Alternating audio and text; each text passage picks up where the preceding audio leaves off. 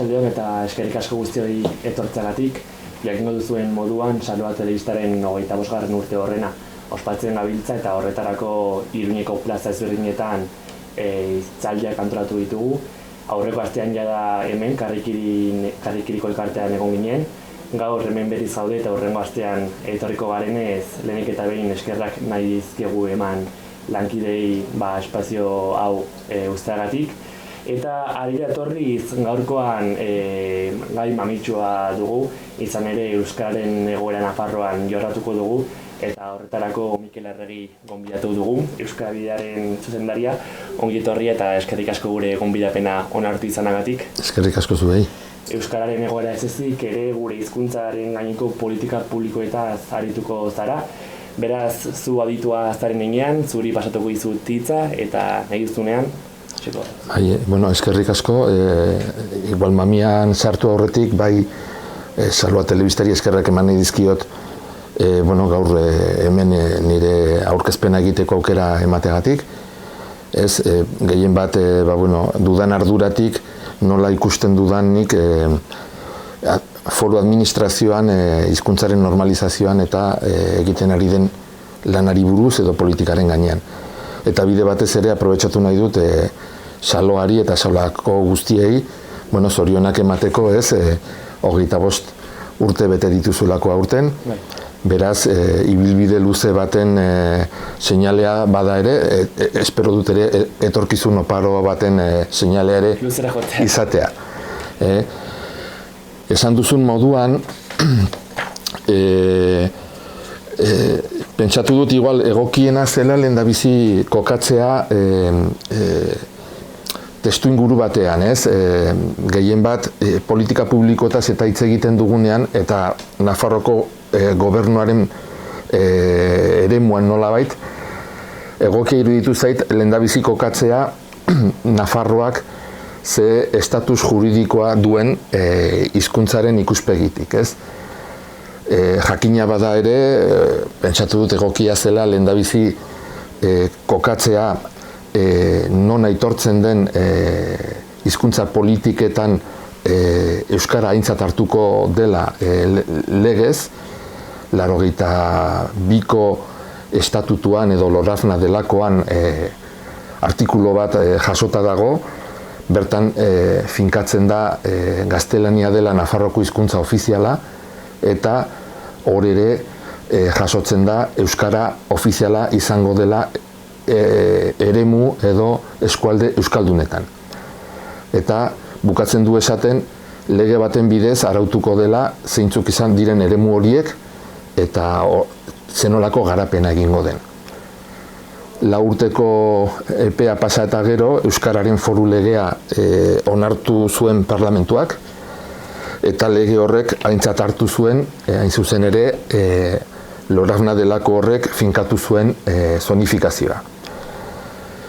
Lege horretan bi eremu edo esparru nagusi arautu ziren, bat izan zen garapena hezkuntzan, eta bestea izan zen nolako aitortza eman behar zizkion herritarren eskubidei, hizkuntza eskubidei, administrazioarekiko harremanean. Gaur ez naiz mintzatuko hezkuntza arloaz, alde batetik ez delako nerea eta nere ardurakoa, eta ni zentratuko naiz gehien bat administrazioaren garapenean, bai zerbitzu publikoen garapenaren inguruan, baina baita ere zenolako politikak eramaten ditugun Euskararen sustapena gizartean egiteko, arlo sozialean gehien bat. Orduan, diapositiban ikus dezakezuen bezalaxe, nik deskribapen horretan egin dut halako saiakera bat, irudikatuz 30 edo legea indarrean dagoenetik nolabait 3 aldi ezberdin edo desberdin gertatu direla, 88an sortu zen hizkuntza politikarako zuzendaritza nagusia, kasi 2000 urtera arte, eta garai horretan nolabait jarri ziren hizkuntza politikarako oinarri nagusiak. Toki entitateetan udal euskara zerbitzuak sortzeko ahalegina egin zen, laguntza politikak martxan jarri ziren, eta ja antzematen alzen zenolako garapena emango zuen hizkuntzaren garapenak administrazio publikoan.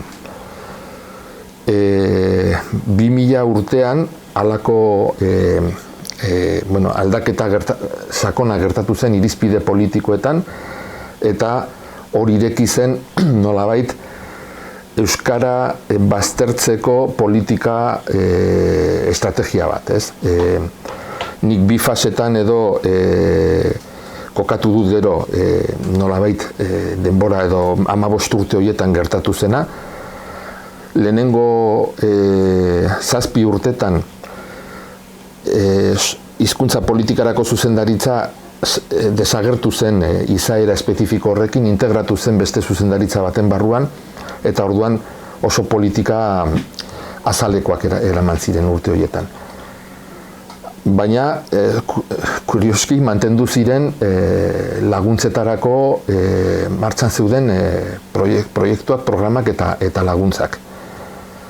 2007an gobernu aldaketa gertatu zen, eta urte horretan sortu zen Euskara Bidea. Gaur egun nik haren ardura dut, eta 2007an sortu zen. Eta hor, hasiera batean, eduki gehiago eman zitzaion erakunde autonomoari, baina estatusaren edo araudiaren ikuspegitik ez ziren aldaketak gertatu. Orduan, herritarren eskubideak oso kolokan zeuden, eremu euskaldunean euskara ofiziala bada ere, kontua da administrazioaren egoitza gehienak eremu mistoan daudela. Beraz, herritar horiek beren eremutik ateratzen zirenean, eta orain gaur egun ere ateratzen direnean, aitortuak dituzten eskubideak ezabatuak dituztela praktikan. Hala ere, 2011 urtean, koska bat gehiago estutu zen hizkuntza politikaren ez dakit nola esan, jokabide zuhur horretan, eta araudian eman ziren murrizketekin batera, abiatu ziren ja murrizketa ekonomikoak diru laguntzen programetan. Orduan bete-betean zegoen 2008ko krisi ekonomikoaren diskursoa, baina testu inguru hori edo diskurso hori aprobetxatu zen laguntza politika guztiak ezabatzeko. Eta desagertu ziren aurrekontuetatik laguntza ia guztiak. Gero, hirugarren aldia, nik kokatu dut 2015-2023 urteen bitartean. 2015ean hauteskuneen ondoren aldaketako gobernua osatu zen, eta programa akordioan neurri positiboak adostu ziren, eta horien artean baliabideak ere berreskuratzea adostu zen. Hala ere, bi azpi multzo egin ditut, 2015etik hizkuntza politika progresista, aurrerakoi baten eremuan bagaude ere, 2019an beste gobernu tipo bat osatu zen, aurrerakoia politika sozialetan, baina hizkuntza politikan zurragoa. Gauzak egiten ari gara, nik gero emango dudan azalpenean eta datuetan ikus daiteke aldeko neurrien testu inguruan gaudela, baina desadostasunak agerikoagoak dira. Orduan, egokia iruditu zait alde batetik gaia kokatze aldera, 2015ean nolabait zenolako ezurdura edo egitura eta estrategia eraikitzen hasi ginen. Eta horretarako egokia iruditzen zait, azaltzea guk hizkuntza politikaz hitz egiten dugunean, zertaz hitz egiten ari garen azaltzea. Orduan, lehenengo gauza da azpimarratzea, hizkuntza politika guretzat da hizkuntzen eta gizarte bizitzaren arteko harremanei buruzko erabaki kontzienteen multzoa, eta 3 zutabetan oinarrituta. Lehenengoa, hizkuntza eskubideak bermatuko dituen arau garapenaren babespean egiten dugula hizkuntza politika hori, ofizialtasunaren kontua alde batera utzita, hor ez dagoen ez adostasunik araugintzan ari gara, baina zonifikazioa indarrean dagoela jakitun. Bigarrena da, hori guztia planifikazio baten baitan egiten dugula, eta hirugarrena da, planifikazio hori egiten dugula beharrezkoak diren giza baliabideekin eta baliabide ekonomikoekin. Orduan, nila gehien bat zentratuko naiz 2015-etik Euskara Bidearen arduraduna naizelako, zentratuko naiz gehiago tokatu zaidan arduratik ez zertan aritu garen azaltzean. Alde batetik, niretzat azpimarratzekoa da 2015ean lortu zen akordio politikoa balioan jartzea. Nik esango nuke hor finkatu ziren printzipio gehienak mantentzen ari garela, kontuan hartzen ditugula, eta guretzat printzipio horiek izan ziren hasteko hizkuntza politika zeharkakotasunetik egiten dugula, hau ez naiz eta gu unitate bat garen, erakunde autonomoa garen gobernuaren barruan, egiten ditugun politikak, egiten ditugu departamentu guztiak zeharka nolabait lotuz eta implikatuz. Beste alde batetik, kontuan hartzen dugu ezin dela hizkuntza politika berbera egin egoera soziolinguistiko ezberdinen aurrean. Eskubideak berdinak dira edo naiz eta legean aitortza ez egon, baina printzipioz eskubideak berdinak dira, baina hala ere egoera soziolinguistikoak baldintzatu egiten du ere neurrien intentsidadea, aukera eta garapena. Beste alde batetik, hizkuntza politika eraginkorra egin nahi dugunez, planifikatu eta ebaluatu egiten dugun lana. Bestetik, parte hartzailea izatea bilatzen dugu, beraz, ez da instituzioetatik bakarrik garatzen den hizkuntza politika bat, baizik eta eragileekin harremana eta lankidetza guneak bilatuz, adostasunak eta bilatuz, saiatzen gara ere gizartetik edo gizarte eragileengandik etortzen zaizkigun proposamenak elkarrekin lantzen. 2015ean esate baterako, eta hor dago ezberdintasunetako bat, bi akordio edo bi aldien edo bi gobernuen artean ez, ezberdin ulertzen dugulako hizkuntza eskubideak bermatzeko helburua izatea zer den. Ez, nik esate baterako garbi dut Nafarroan erdaldunak bere hizkuntza eskubideak bermatuak dituela Nafarroa osoan, aldiz norbaitek ez badu bermatua euskalduna da. Baina hor, ez adostasuna dago zentzu horretan, ez noraino batzuen alde egiten baldin bada besteak baztertzen ote diren, erdaldunak barne. Baina, hala ere nik ikusten dut izan dugula, lanketarako aukerak. Beste printzipio bat izan da euskarari prestigioa ematea, eta horretan alegintzen gara, eta gero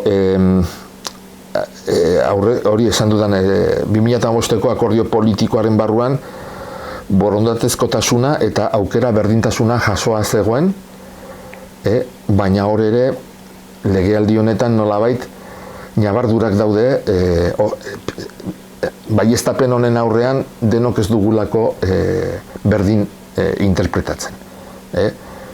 Aukera berdintasuna horren azpian, batzuk defendatzen dute, esate baterako funtzio publikoan sartzeko hizkuntza eskakizunak ezartzen baldin badira lanpostuetan, erdaldunari aukera berdintasuna murriztu egiten zaiola. Eta orduan, hori landu behar den kontu bada. Zera, lanpostu publikoen eginkizuna da herritarren eskubideak bermatzea. Beraz, egoera horretatik abiatu behar da, lanpostu batean euskaraz jakin behar den ala ez pertsona batek izan dezaken interesaren baitan kokatu behar den kontua dira, ez? Baina, bueno, hor badago zer landu eta zer adostu eta adostasunetara iristeko ze lanketa egin behar den, hor badago lan etorkizunari begira lan sakon bat. Orain saiatuko naiz, seigarrenean gehien bat, igual hau azkarrago pasako dut, baina alde batetik 2015-19 aldiko akordioan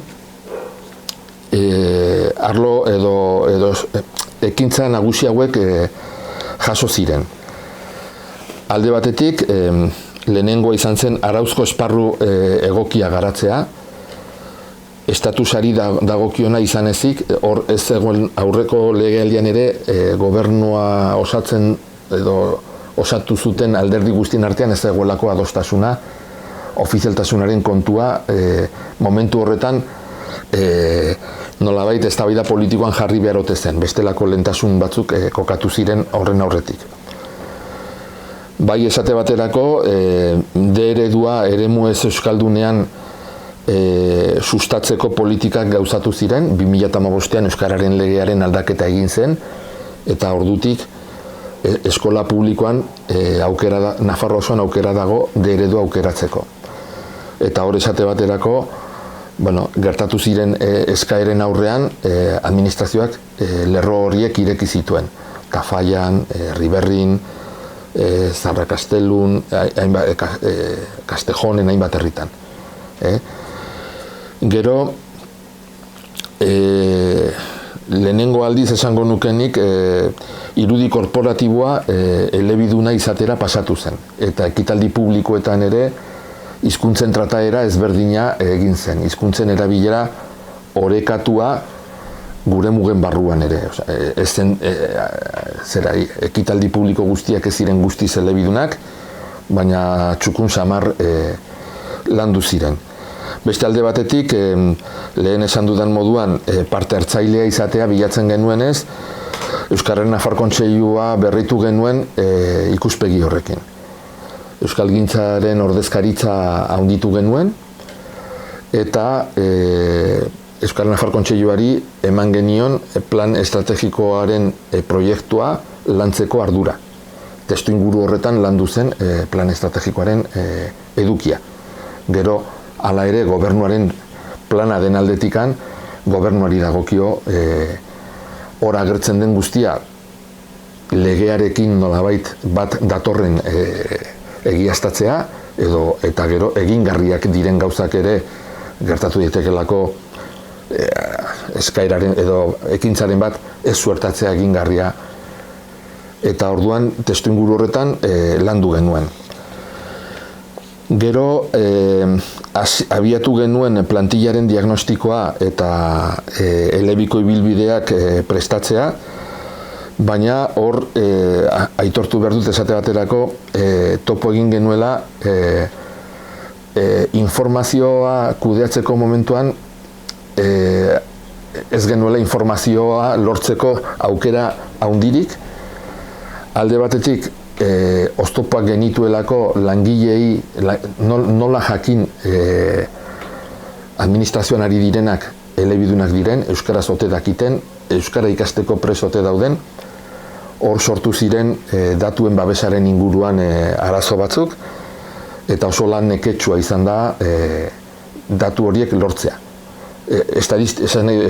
Estadistikoak bai, ez gutxi gora bera, baina ez unitateka eta hor zailtasuna handiak izan ditugu. Gainera,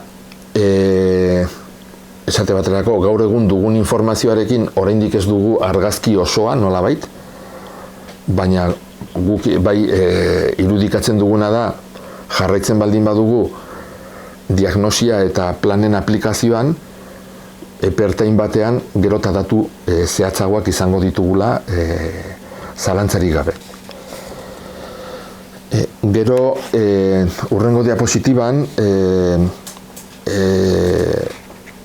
jasota daude alde batetik toki entitateek herritarren gandik hurbilago diren administrazioak diren aldetikan garrantzi handia dutela, eta orduan landu behar genuen eta landu dugu harreman instituzional hori horren garapena. Helduen euskalduntzeari aurreko legealdian ere garrantzia eman genion, baina hor gehien bat zentratu ginen finanziazio iturriak edo baliabideak bermatzen. Gero gauza bera euskarazko hedabideen arloan, gauza bera egin genuen, lehen esan dut gero plan estrategikoa ere onartzea adostu zen eta 2017an indarrean sartu zen plan estrategikoa. Gero beste ekintza bat zen euskararen presentzia aisialdian, kulturan eta kirolean bermatzea, eta toki entitateek antolatzen dituzten jarduerak babestea. Eta nik esango nuke, arlo horietan aritu ginela. Eta gero, hurrengo diapositiban, jasoa genuen esparru sozioekonomikoan ere neurriak hartzen hasi behar genuela. Lan munduan euskararen presentzia oso txikia zen, hutsaren urrena, lan mundua oso ordalduna da gaur egun ere, eta politikara eginkorrak egin nahi baldin baditugu, esate baterako D ereduan ikasten duten askok, gero etorkizuneko garapenean mundu erdalduna topatzen baldin badute, ez baian jartzen dute zertarako balio duen euskara, ez? Beraz, lan munduan bideak irekitzea garrantzia handikoa da. Gero arnasguneen bizi berritzerako politikak ere gauzatu behar genituela. Gero bazen beste arlo bat, Nafarroa beti irla moduko bat izan delako bai euskararen eremukoak diren gainerako erkidegoekin, baina baita estatuan dauden hizkuntza politikak eta berezko hizkuntzak dituzten gainerako erkidegoekin. Eta orduan alderdi horretatik ere agindu hori genuen, eta gero igual emaitzetan azalduko dizuet zer egin dugun. Hori bai, gero hurrengo diapositiban ere ikusiko duzuet programa akordio horrek adostasun nagusi bat zuen agerikoa lehenengo momentutik, eta zen estatusaren aldaketa, ofizialtasunaren gaia alde batera utzi zen, eta hizkuntza eremuak gainditzeko euskararen foru lege berri bat egiteko adostasuna ez zen lortu. Gero azalduko dut, dekretu bat bai onartu genuen 2017an, eta nik esango nuke, urrats sendoak emateko aukera eman digula dekretu horrek, naiz eta onartu behar den estatusa dena bitartean zaila dela berme juridiko seguru baten dinamikan urratsak ematea. Eta gero, ez 2015an, baina bai legealdian zehar, benetako erronka edo zailtasuna, ez dakit horren beste desadostasuna naiz eta hemen jarri dut, baina zailtasuna handia izan da, funtzio publikoaren gaineko neurriak aplikatzeko erritmoak, erabakiak, garapenak, ez hor, zailtasun handiak izan ditugu eta ditugu gaur egun. Orain, hurrengo diapositiban jaso ditut 2019-23ko programa akordioan jaso ziren neurriak, baina gehien bat nolabait aurreko programa akordioa matizatu edo beste testuinguru batean kokatzen dituenak nabarmendu ditut hemen. Gauza asko, aurrekoan jasota zeuden gauza asko mantendu dira 2019-2023ko programa akordioan. Baina esate baterako hemen berrikuntza bat izan zen, formulatu dagoen moduan niretzat positiboa da. Akordio sozial eta politiko zabala sustatu behar da, errealitate soziolinguistikoa islatuko duena, eta niretzat hemen nabardura da islatuko duena eta ez aintzat hartuko duena hizkuntza politika ezberdinak garatzeko momentuan, baizik eta nolabait begira egonkorrago bat, transmititzen da. Bizikidetza aintzat hartuz eta euskara alderdien arteko liskarretik aldenduz eta diskriminazio sentimenduak ezabatuz. Baina hemen ez da argi definitu eta gero oztopo bat izan da, diskriminazioa nork pairatzen duen, eta orduan horrek bere zailtasunak izan ditu. Gero, bigarren ñabardura edo ezberdintasuna da euskararen foru legeari aitortzen zaiola konsensu arau gisa izaera, aurreko legealdian adostasuna zen hori aldatu behar dela, baina ez dugu adostasuna noiz edo nola aldatu behar den. Beste honetan aldiz hartzen da nolabait erreferente moduan, baina gero gutxienez aitortu behar dut hala ere legearen testuak aukerak ematen dituela aldeko politikak garatzeko, mugekin eta arazoekin, eta beti judizializatzeko arriskua hor dagoela kontuan hartuta. Eta gero beste bat izan zen indarrean dagoen araudia, 2019 indarrean zegoen araudia aztertu behar zela egokiak ziren aldaketak sartu ahal izateko. Hor, bai lortu genuena zen, aldatzen hasi aurretik, honena izango da 2017ko foru dekretua errekurrituta zegoenez, Nafarroako Auzitegi Nagusiak zer epaia ematen zuen, ikusi eta orduan ikusiko dugu zer aldaketak egin behar diren. Epaia polemiko samarra izan zen, transmititu zena zen dekretua indargabetzen zela, baina dekretuan bi gauza indargabetu ziren. Euskara merezimendu gisa hartzea eremu misto eta ez euskaldunean, hori indargabetu zuen auzitegiak, eta gero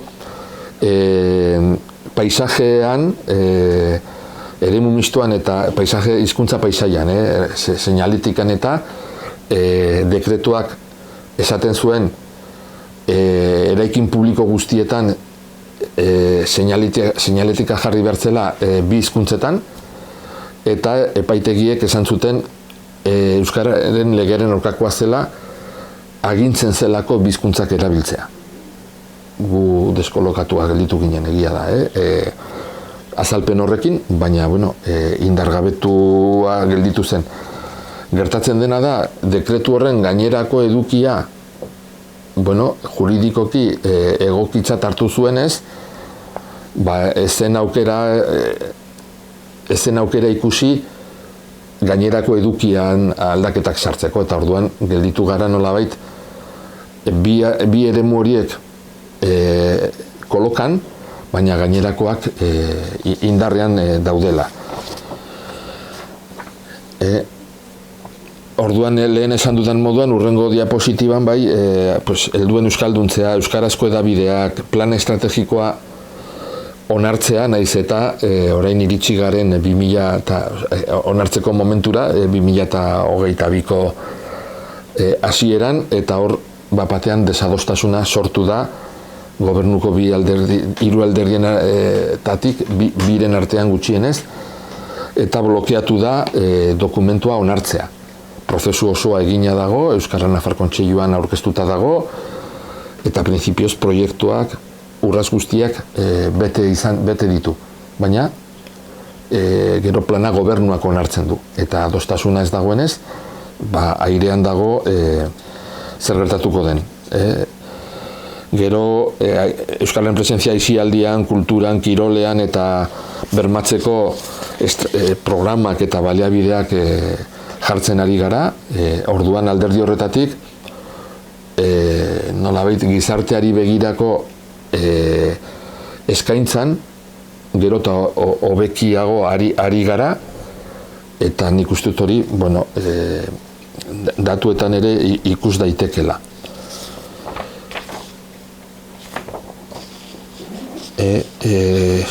Urrengo diapositiban, hori 12an, erakunde publikoekin lankidetza, gizarte entitatekin lankidetza hori asko garatu da. Legealdi honetan esate baterako 7 herri ekimeneko nolabait 7 erakunde dirala uste dut guztira, hitzarmenak dauzkagu haien programa propioen finantziazioari begira.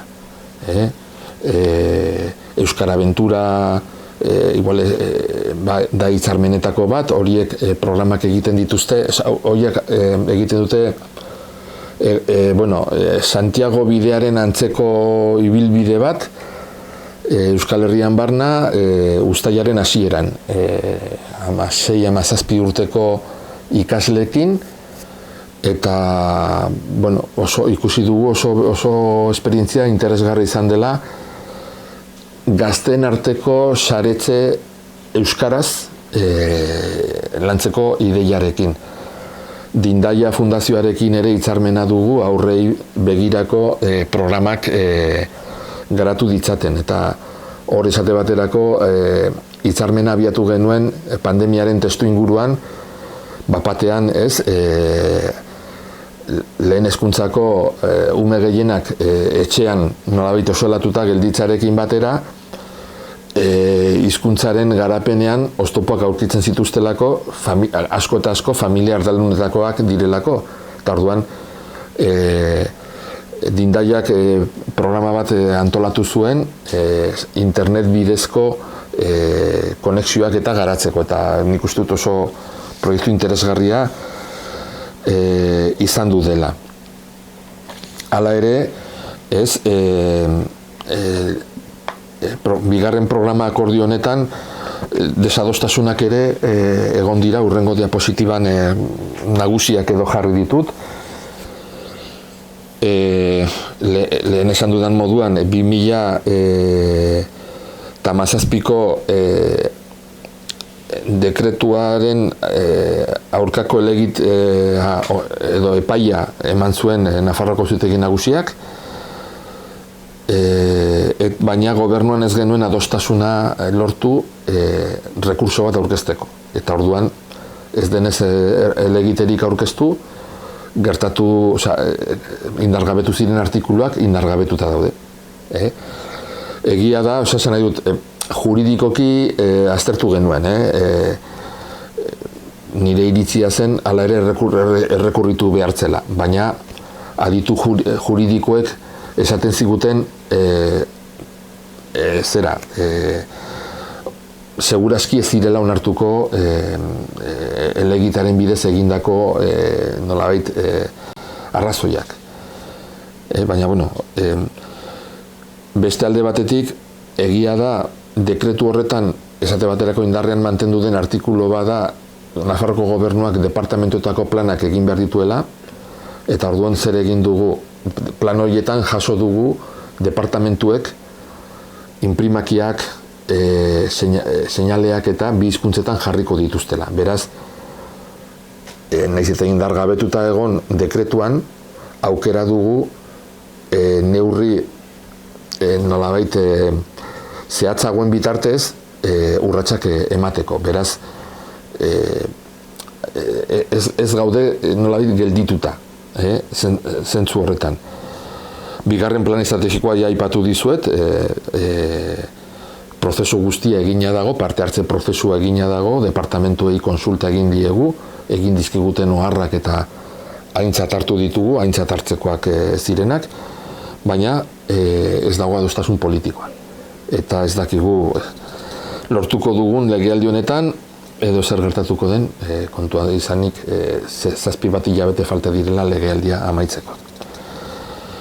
Eta gero, igual nabarmenagoak dira funtzio publikoaren gaineko neurriak aplikatzeko bai intensitatea eta ritmoaren erritmari buruz desadostasunak daudela. Gero, lehen esan dut ez, hizkuntza politika egiteko garrantzia handikoa da arau garapena. Eta arau garapena horretan, nik hemen jarri ditut 3 aldi bakoitzean nolabait egondu diren dekretuak. Ez nahi sartuko, bakarrik da 1991koa indarrean egon zen 2003 arte, 3. urte arte. Hor, dekretu bat izateko oso idazketa arina zuen, ez zen oso loteslea. Eremu euskaldunerako bai loteslea zen euskara eta gaztelania ofizialak direlako, baina hortik aparte aukera, beti ez, posible izango da, egin ahalko da, eta holako hala ere edukiaren ikuspegitik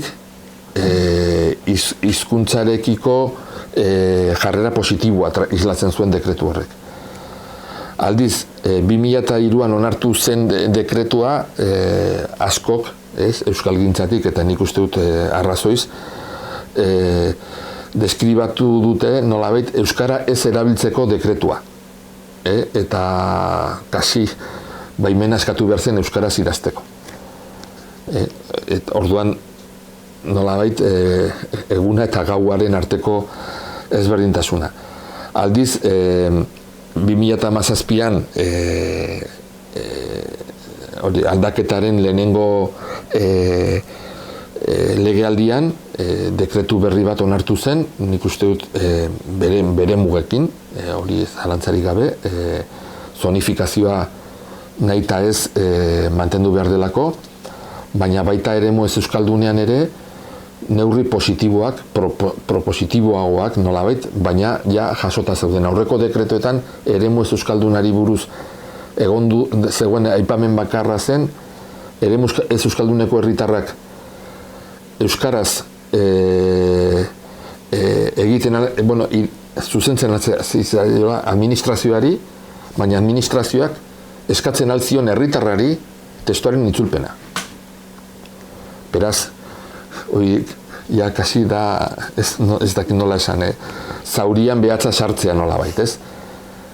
Euskaraz aurkeztu dezakezu agiri bat, baina, eta egia da ez aiola inori eskatu, baina idatzita zegoen, eskatzen alzitzaiola herritarrari itzulpena. Zorionez, gobernuko itzulpen zerbitzuak erabili dira beti herritarrari izeka hori ez egiteko, ez? Gero, dekretu hauek nolabait lotuta daude hizkuntzaren eskubideak modu zabalean esan da, ez, arautzaren ikuspegitik. Gero, garrantzia hartu du beste garapen araudibidezko garapena eta da euskara merezimendu bezala nola jaso den indarrean egon diren arauetan. Orduan alderdi horretatik lehen aipatu ditudan 2 dekretuak ja indargabetuta daudenez ez ditut aipatuko, baina eremu euskaldunean bai baloratzen zen euskara lehenengo dekretuaren bidez eta bigarrenaren bidez, baina eremu mistoan eta ez euskaldunean ez zen baloratzen. Lehenengo dekretuan bai, baina bigarren dekretuan ez mistoan eta ez euskaldunean. 2017ko dekretuan pasatu zen lanpostu guztietan baloratzera, eremu guztiak kontuan hartuta. Baina, hain zuzen ere, mistoko eta ez euskalduneko artikuluak indargabetu zituen auzitegiak. Eta orain, igual freskoago izango dugu, dekretu berri bat onartzeko prozesua, behin baino gehiagotan, medioetan eta atera delako. Oraindik onesteko prozesuan dagoen dekretu bada, hor ere gobernuaren barruan ez dago erabateko adostasuna, gehien bat batzuk defendatzen dugulako dekretu honen bidez arautu daitekela eremu ez euskaldunean euskara puntuatzea. Ez plaza guztietan, baina bai atea irekita dagoela txosten egokiak eginez euskara baloratu alizateko Nafarroa osoan. Eta gero, hirugarren nolabait arloa edo aipatu nahi nuen arau garapenean gauzatu den hirugarren ardatza da zeharkakotasuna begiratuta beste lege batzuetan jasotzea herritarrak euskaraz hartatu behar direnean zer egin beharko litzateke. Orain arte beti joera izan da euskararen legea eta gero dekretu espezifiko bat eta dekretu horren bidez administrazioaren funtzionamenduaren gaineko gauzak esatea. Baina, ja 2018an lehenengo saiakera egin zen kontratu publikoei buruzko legearekin, gorriz jarri dut hor. Hor jaso zelako, nolabait, enpresa bat kontratatzen baldin bazuen erakunde publiko batek, eta ematen zuen zerbitzuan herritarrak hartatu behar baldin bazituen, orduan hizkuntza planak egin behar zirela. Neurri, aurrerakoia izan zen, beste kontratuen legean jaso zelako hori, ez euskararen legean. Baina 2021 batean parlamenturan gehiengoak indargabetu zuen artikulu hori. Xedapen gehigarria zen, orduan lege horretan momentu honetan ez dago indarrean hizkuntzaren gaineko ezer. Baina gero 2019an bai onartu zen Nafarroko Foru Komunitateko Administrazioari eta Foru Sektore Publiko Instituzionalari buruzko foru legea, eta horretan arautzen dena da foru administrazioaren funtzionamendua. Eta artikulo 79. artikuluan euskararen aipamen zehatza egiten da, eta da Nafarroko Gobernuaren web ataria gaztelaniaz eta euskaraz egonen dela.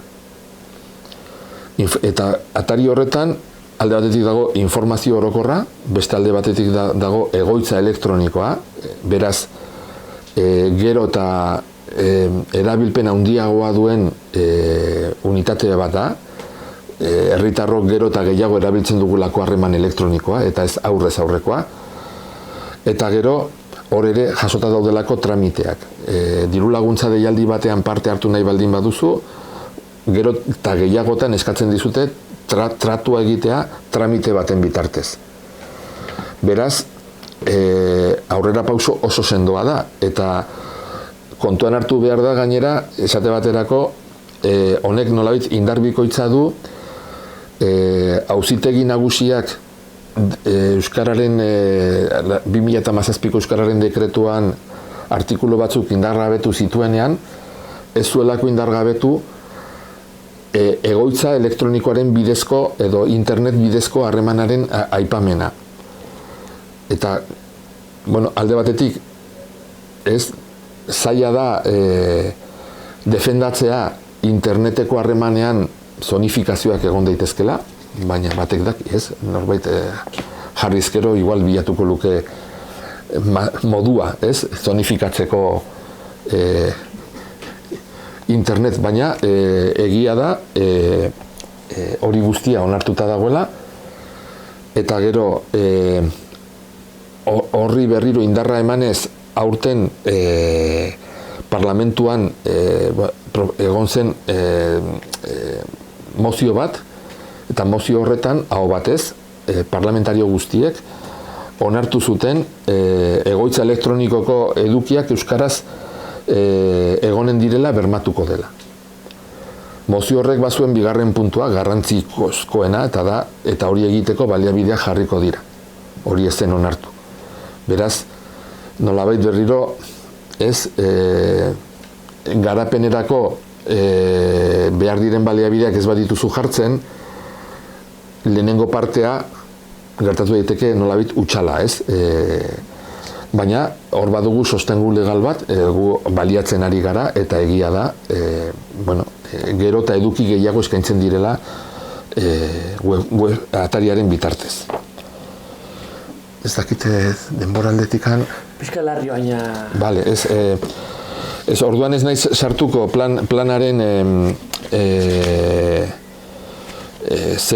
ekintzen azalpenean, baina bai gutxienez datu pare bat eman nahiko nituzke.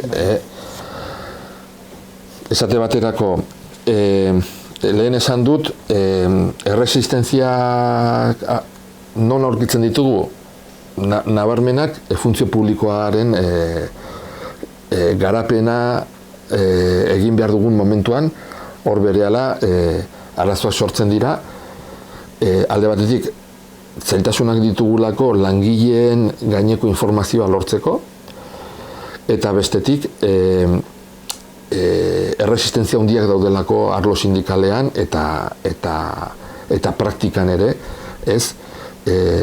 lanpostuak identifikatzeko momentuan.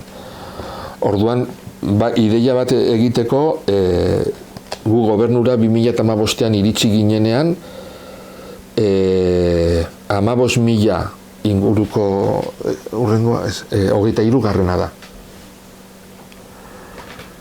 Ez dakit ikun samar gelditzen da, baina jarri dute, oinarrizko plazen kopurua ez da zehatza. Lehen esan dizuet, informazio zehatza lortzeko zailtasunak ditugu, segun aintzat hartzen ditugun oinarrizko plazak edo ez dakizer, hor beti zailtasunak daude, baina dantza dezimetakoa izan daiteke.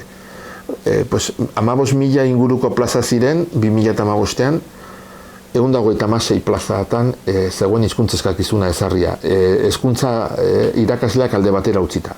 Horiek bere, hau da, plantilla osoaren 0,8. 2022an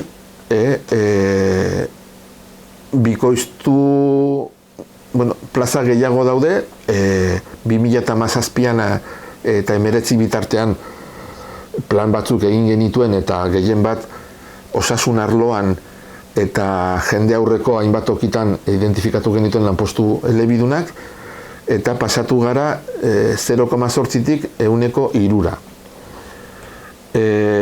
Orain proposamena egina dago, planetatik proposamena eginda, baina ez denez onartu, datua ez da zehatza. Baina aurreikuspena da agian 5% iritsi daitekela. Hau da, oraindik hizkuntza eskubideak bermatzeko begiradatik edo kezkatik urruti samar, ez? Baina gutxienez guk ikusten duguna da pasagarela egoera egonkor batetik, oso mantxo bada ere, ez, haunditzeko prozesu batera. Eta gehien bat, orain bai egin duguna izan da departamentuetan identifikatzea zeintzuk diren lehentasunezko unitateak, eta lehentasunezko unitate horiek dira publikoarekin harreman zuzena dutenak. Adibide bat, gu iritsi ginenean, liburuzainen kasuan, liburutegietako langileen kasuan, eremu euskalduneko guztiak eskakizunik gabeko plazak ziren. Erdaldunak eta euskalduna baldin bat zegoen zen, euskalduna zelako, ez norbaitek eskatu ziolako euskaraz jakitea.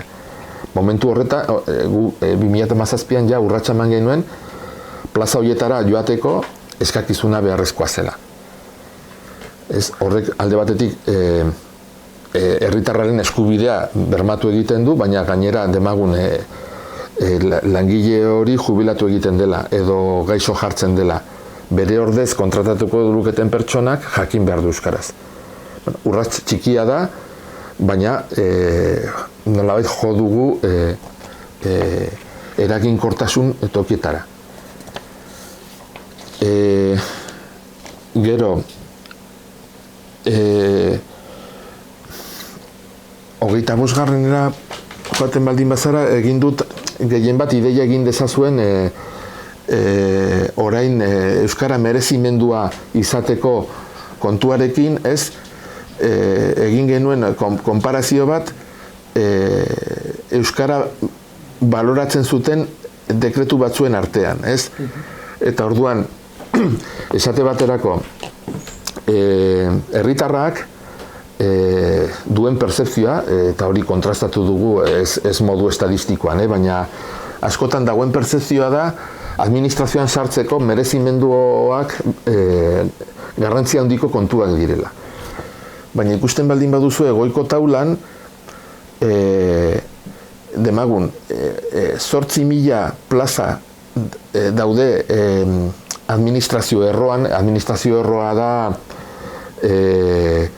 foruzainak, mendizainak, tap juridikoak, administrariak, lanpostu horiek dira. Bulegoetan aritzen direnak, gizarte arlo eremuan aritzen direnak, ez, nolabait, hezkuntzakoak irakasleak ez direnak, eta osasun arloko mediku eta erizainak ez direnak.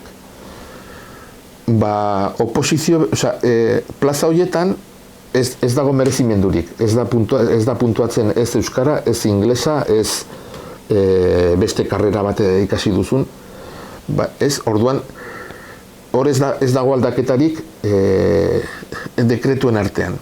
Aldiz, osasun bidean puntuatu egiten da, erizaina izateko edo medikua izateko, oposizio bide sartu behar baldin baduzu, esperientzia, ezagutza, hizkuntzak eta baloratzen dituzte. Orduan, 2009ko dekretuarekin euskara puntuatzen zen lanpostuen 85%. Ez zen puntuatzen eremu ez euskalduneko lanpostuetan. Beraz, horregatik ez da 100% iristen. 2017ko dekretuarekin pasa ginen lanpostu guztietan puntuatzera, osasun bideako lanpostu guztietan. Epaiarekin bakarrik puntuatzen da eremu euskalduneko plazetan, eta horiek dira plaza guztien 2%. Orain egingo litzateken dekretuarekin pasatuko ginateke berriro 2009ko egoerara. Beraz, eztabaida soziala dago, ez? Eremu ez euskaldunean ez puntuatzea, eta larun batean manifestazio bat egongo datuteran hori salatzeko, ez? Baina kualitatiboki agerikoa da ez dela zuzena, baina kuantitatiboki dekretu hori onartuko balitz berreskuratuko litzateke berriro gutxienez osasun eremuan puntuatzeko aukera. Eta niretzat garrantzitsua da hori.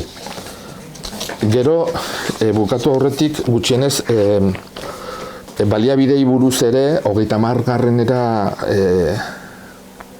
Joaten baldin bazara, nik uste dut komeni dela ere,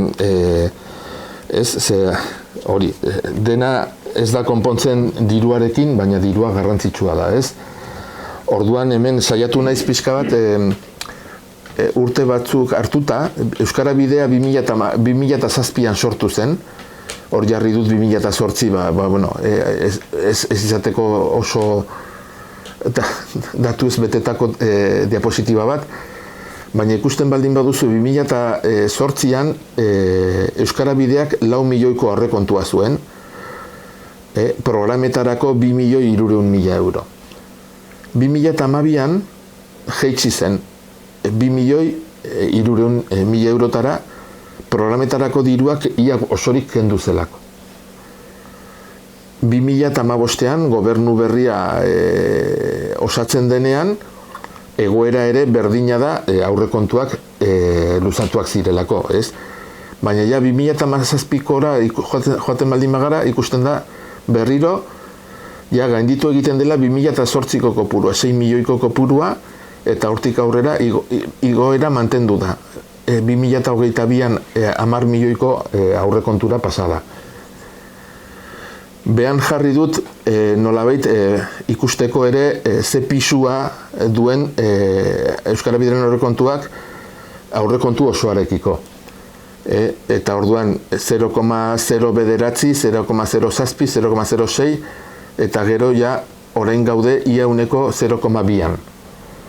Aurrekontua hizkuntza politika egiteko oraindik ez da nahikoa.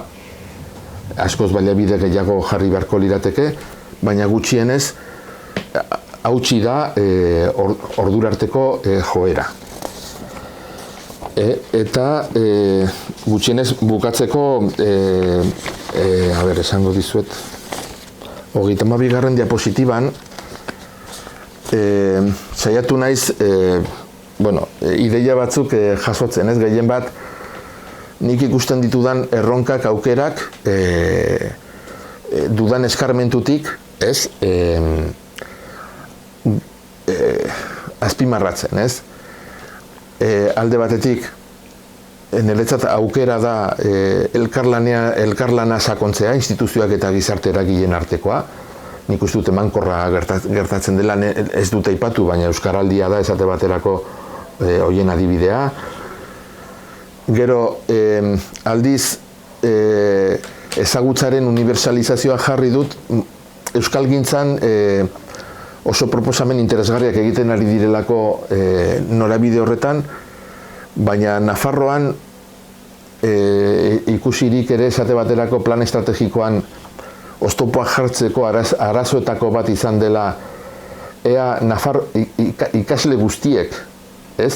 Gutxienezko ezagutza bat izan beharko luketen, hori eztabaidara politikoan kokatu da eta beldurrak sortu dira.